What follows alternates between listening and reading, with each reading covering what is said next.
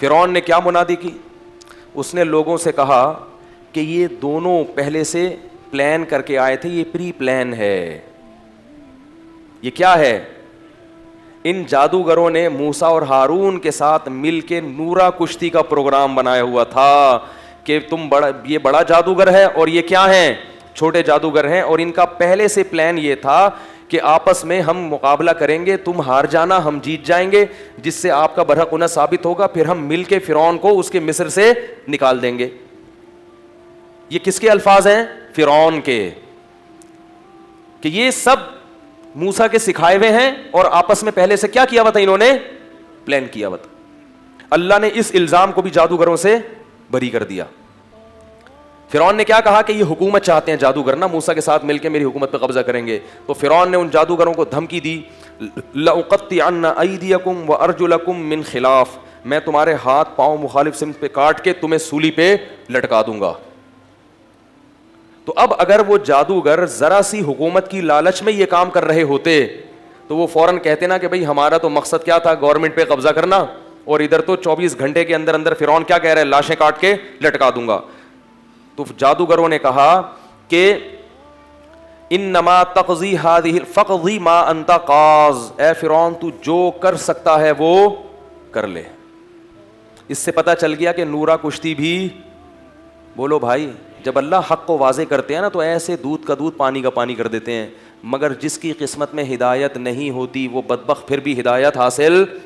اگر نورا کشتی ہوتی تو وہ کٹنے کے لیے تھوڑی تیار ہوتے, وہ کہتے یار دیکھو جو سیاسی لوٹے ہوتے ہیں جن کا مقصد قوم کی خدمت نہیں ہوتا, سب کی بات نہیں کر رہا, جو بیان سن رہے ہیں ان کے علاوہ کی, کہ جن کا مقصد قوم کی خدمت نہیں ہوتا, تو اگر وہ کسی ذاتی مفاد میں ایک جماعت کے ساتھ سلوک کرتے ہیں تو اگر ان کو کہیں اور مفاد نظر آئے تو ادھر سے لڑک کے ادھر چلے جائیں گے. کیا خیال ہے؟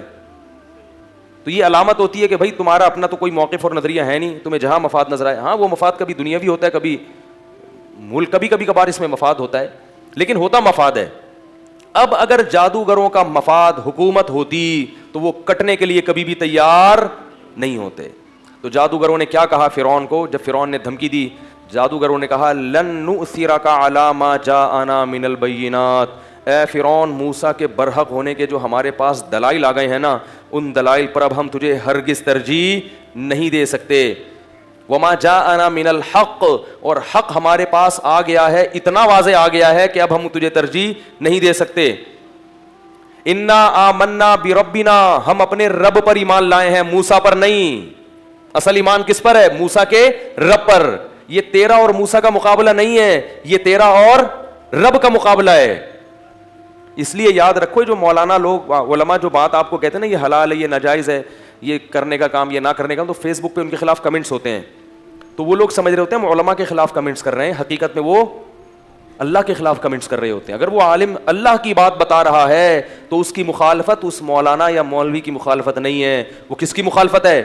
ابھی ایک بہت ہی سیکولر ٹائپ کا آدمی ہے فیس بک پر, جنت کا بڑا مذاق اڑاتا ہے. وہ کہتا ہے جنت میں لائبریری کیوں نہیں ہوگی, یہ حوریں اور عیش پرستی کیوں ہے, یہ مولوی لوگوں کو عیش پرست کیوں بنا رہے ہیں, ایسی فضول باتیں.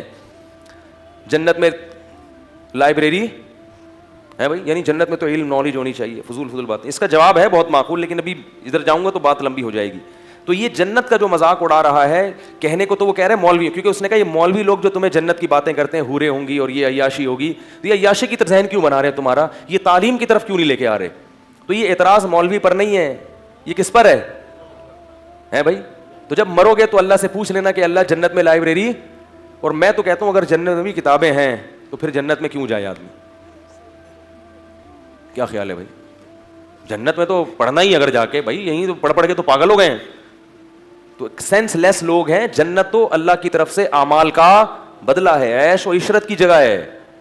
یہاں عیاشی سے روک رہے ہیں, حرام عیاشی سے, تاکہ وہاں حلال عیاشی ہو سکے. تو جو مولوی پر اعتراض کر رہا ہے وہ مولوی پیروی کس پہ کر رہا ہے؟ اللہ پہ. تو اس کا جواب اللہ دے دے گا قیامت کے دن.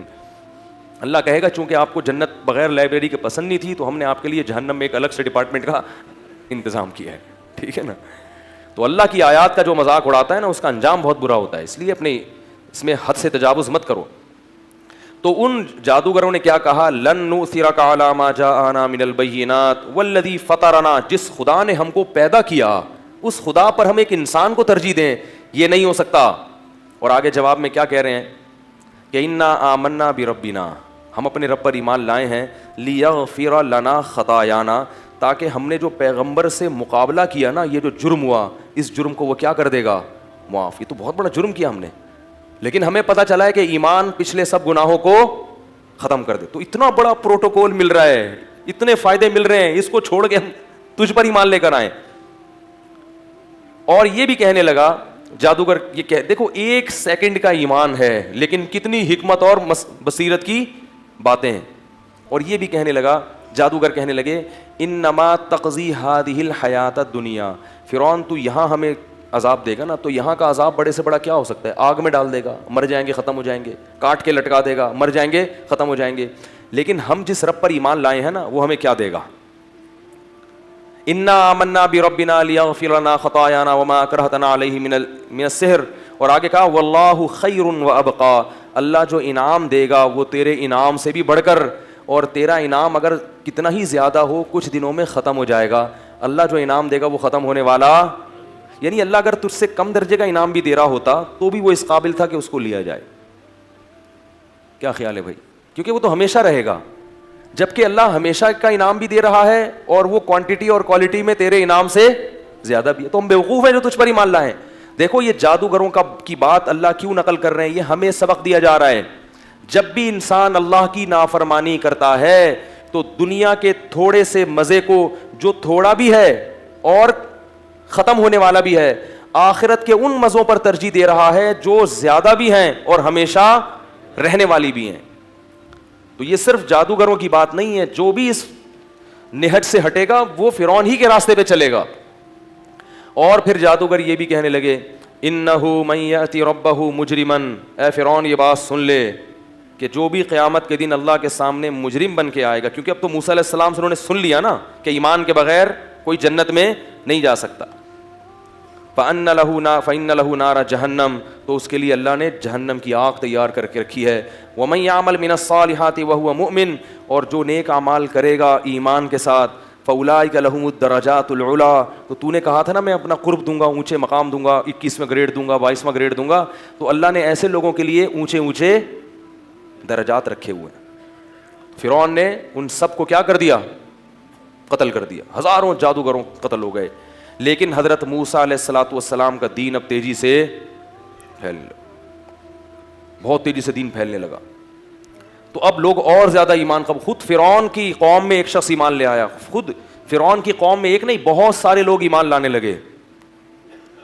قرآن نے سورہ مومن میں پورا ایک فرعونی کا تذکرہ کیا ہے کہ وہ دربار میں ایمان لے آیا، اپنا ایمان اس نے چھپایا، اور کیسے اپنی قوم کو تبلیغ کرتا تھا وہ کہ بھائی تم کیا کر رہے ہو پیغمبر کی مخالفت کر کے، وہ بڑا لمبا واقعہ ہے، وقت اس میں بہت لگ جائے گا۔ تو